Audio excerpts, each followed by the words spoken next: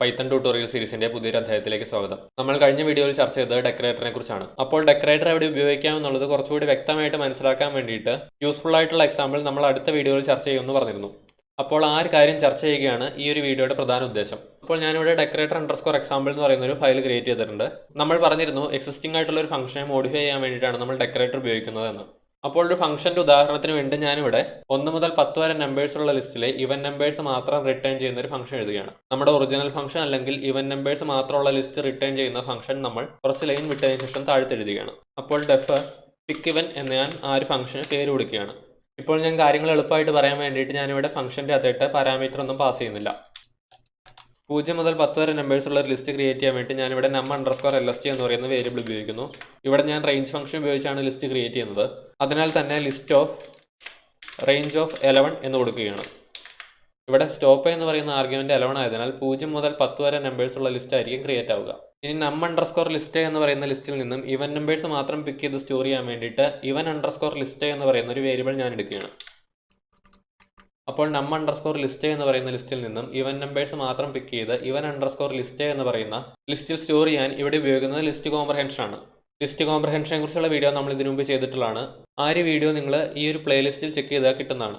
അപ്പോൾ list comprehension ആയിട്ട് ഒരു എംപ്റ്റി ലിസ്റ്റ്, ആ ഒരു ലിസ്റ്റിൻ്റെ ഉള്ളിൽ ഐറ്റം num_list എന്ന് പറയുന്ന ലിസ്റ്റിലെ ഓരോ ഐറ്റവും ഫോർ ലൂപ്പ് ഉപയോഗിച്ച് ഐറ്ററേറ്റ് ചെയ്യണം. Four item in num_list num_list എന്ന് പറയുന്ന ലിസ്റ്റിലെ ഓരോ ഐറ്റവും ഈ ഒരു ലിസ്റ്റിൽ അപ്പൻഡ് ചെയ്യപ്പെടേണ്ടത് ഒരു കണ്ടീഷൻ മെറ്റ് ചെയ്യുമ്പോഴാണ്. ആ ഒരു കണ്ടീഷൻ എന്നത് ഇഫ് num_2 = 0 ആകുമ്പോഴാണ്. ഇനി പിക്ക് ഇവൻ എന്ന് പറയുന്ന ഈ ഒരു ഫംഗ്ഷൻ റിട്ടേൺ ചെയ്യുന്നത് ഇവൻ_list എന്ന് പറയുന്ന ഈ ഒരു ലിസ്റ്റാണ്.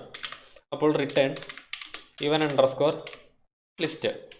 നമ്മൾ പ്രതീക്ഷിച്ചതുപോലെ തന്നെ num_list എന്ന് പറയുന്ന 0 മുതൽ 10 വരെ നമ്പേഴ്സ് ഉള്ള ലിസ്റ്റിൽ നിന്നും ഇവൻ നമ്പേഴ്സ് മാത്രം പിക്ക് ചെയ്ത് ഇവൻ_list എന്ന് പറയുന്ന ലിസ്റ്റിന്റെ അകത്ത് സ്റ്റോർ ചെയ്തിരിക്കുകയാണോ എന്നറിയാൻ വേണ്ടിയിട്ട് നമുക്ക് pick_ഇവൻ എന്ന് പറയുന്ന ഈ ഒരു ഫംഗ്ഷൻ എക്സിക്യൂട്ട് ചെയ്ത് നോക്കാം. അപ്പോൾ അതിന് വേണ്ടിയിട്ട് പ്രിന്റ് pick_ഇവൻ എന്ന് പറയുന്ന ഫംഗ്ഷൻ എക്സിക്യൂട്ട് ചെയ്യുന്നു. അപ്പോൾ റിട്ടേൺ ചെയ്യുന്ന ലിസ്റ്റ് ഇവിടെ നമുക്ക് പ്രിന്റ് ചെയ്ത് കാണാൻ കഴിയും. അപ്പോൾ പൈത്തൺ decorator_example.py. ഇപ്പോൾ ഇവിടെ ഒരു എറർ ഉണ്ട്. num എന്ന് പറയുന്ന വേരിയബിൾ നമ്മൾ ഡിക്ലെയർ ചെയ്തിട്ടില്ല. നമ്മൾ ലിസ്റ്റ് കോംപ്രഹെൻഷൻ്റെ അകത്ത് ഐറ്റം മോഡുലസ് 2 = 0 ആണോ എന്നായിരുന്നു ചെക്ക് ചെയ്യേണ്ടിയിരുന്നത്. ഓക്കെ, ഒന്നുകൂടെ പ്രോഗ്രാം റൺ ചെയ്ത് നോക്കാം. നമ്മൾ പ്രതീക്ഷിച്ചതുപോലെ തന്നെ pick_ഇവൻ എന്ന് പറയുന്ന ഫംഗ്ഷൻ 0 മുതൽ 10 വരെയുള്ള നമ്പേഴ്സിൽ ഇവൻ നമ്പേഴ്സ് മാത്രമാണ് റിട്ടേൺ ചെയ്തിരിക്കുന്നത്. പക്ഷെ നമ്മൾ നോക്കിക്കഴിഞ്ഞാൽ അറിയാം നമ്മുടെ 0 എന്ന് പറയുന്നത് ഇവിടെ ഇവൻ നമ്പറോ ഓഡ് നമ്പറോ അല്ല. അപ്പോൾ നമ്മുടെ ലിസ്റ്റിൽ എവിടെയെങ്കിലും 0 ഉണ്ടെന്നുണ്ടെങ്കിൽ നമ്മുടെ ഫംഗ്ഷൻ റിട്ടേൺ ചെയ്യുന്നത് 0 ഒരു ഇവൻ നമ്പർ ആണെന്നായിരിക്കും. അപ്പോൾ നമ്മൾ ഇൻപുട്ടായിട്ട് നൽകുന്ന ലിസ്റ്റിൽ എവിടെയെങ്കിലും 0 ഉണ്ടെന്നുണ്ടെങ്കിൽ ആ ഒരു 0 നമ്മൾ ഡെക്കറേറ്റർ ഉപയോഗിച്ച് റിമൂവ് ചെയ്യുകയാണെന്നുണ്ടെങ്കിൽ നമുക്ക് ഈ ഒരു പ്രശ്നം ഉണ്ടാവില്ല. അപ്പോൾ നമ്മൾ ഡെക്കറേറ്റർ ഉപയോഗിച്ച് അതെങ്ങനെ ചെയ്യാമെന്നാണ് ചർച്ച ചെയ്യുന്നത്. അപ്പോൾ ഞാനിവിടെ ഡെക്കറേറ്റർ ക്രിയേറ്റ് ചെയ്യാൻ വേണ്ടിയിട്ട് ഔട്ടർ ഫംഗ്ഷന് remove 0 എന്ന് പേര് കൊടുക്കുകയാണ്. അപ്പോൾ ഇവിടെ remove 0 എന്ന് പറയുന്ന ഔട്ടർ ഫംഗ്ഷൻ പാരാമീറ്റർ ആയിട്ട് സ്വീകരിക്കുന്നത് ഒരു ഫംഗ്ഷൻ തന്നെയാണ്. ആ ഒരു ഫംഗ്ഷന് ഞാൻ original_fn എന്ന് പേര് കൊടുക്കുകയാണ്. ഡെക്കറേറ്റർ എന്നുള്ള നെസ്റ്റഡ് ആയിട്ടുള്ളൊരു ഫംഗ്ഷൻ ആണ്. അതിനാൽ തന്നെ ഇന്നർ ഫംഗ്ഷന് ഡെഫ് ഇന്നർ ഫംഗ്ഷൻ എന്ന് പേര് കൊടുക്കുകയാണ്. ഇന്നർ ഫംഗ്ഷൻ പാരാമീറ്റർ ആയിട്ടൊന്നും സ്വീകരിക്കുന്നില്ല. ഞാനിവിടെ ഇന്നർ ഫംഗ്ഷൻ്റെ ഉള്ളിൽ എഫ് എന്ന് പറയുന്ന ഒരു വേരിയബിൾ എടുക്കുന്നു. ഈ ഒരു വേരിയബിൾ ഒറിജിനൽ ഫംഗ്ഷൻ എക്സിക്യൂട്ട് ചെയ്ത് കഴിയുമ്പോൾ കിട്ടുന്ന റിസൾട്ടാണ് സ്റ്റോർ ചെയ്യുന്നത്. നമ്മളിവിടെ ഒറിജിനൽ ഫംഗ്ഷൻ്റെ അകത്തിട്ട് പാസ് ചെയ്യുന്നത് പിക്ക് ഇവൻ എന്ന് പറയുന്ന ഈ ഒരു ഫംഗ്ഷനാണ്. ഈ ഒരു പിക്ക് ഇവൻ എന്ന് പറയുന്ന ഫംഗ്ഷൻ എക്സിക്യൂട്ട് ചെയ്യുന്നതിൻ്റെ ഫലമായിട്ട് ഒരു ഇവൻ ലിസ്റ്റ് ക്രിയേറ്റ് ആവും. ഈ ഒരു ഇവൻ ലിസ്റ്റ് ആണ് നമ്മൾ എഫ് എന്ന് പറയുന്ന വേരിയബിളിൻ്റെ അത് സ്റ്റോർ ചെയ്യുന്നത്. അപ്പോൾ ഞാനിവിടെ എഫിൻ്റെ അകത്തായിട്ട് റിട്ടേൺ ചെയ്യുന്ന ലിസ്റ്റിലെ സീറോസ് റിമൂവ് ചെയ്യാൻ വേണ്ടിയിട്ട് ഒരു എന്യൂമറേറ്റർ ആയിട്ടുള്ള ഫോർ ലൂപ്പ് എഴുതുകയാണ്. Index item in enumerate F. ഈ ഒരു ഫോർ ലൂപ്പിലെ എന്യൂമറേറ്റ് എഫ് എന്ന് പറയുന്നത് റിട്ടേൺ ചെയ്യുന്നത് ഒരു ടപ്പിൾ ആയിരിക്കും.